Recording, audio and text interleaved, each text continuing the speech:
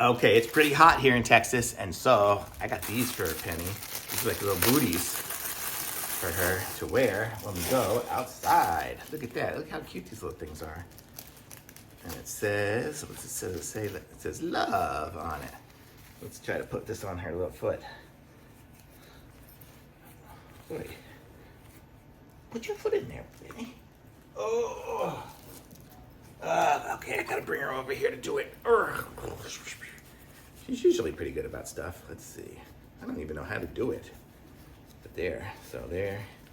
Good girl. So there's one.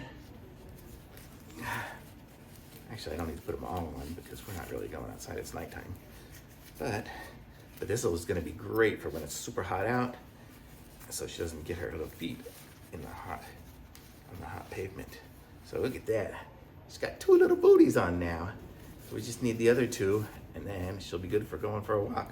What do you think? You like those? Don't pull on the string. Here, play with a different toy instead.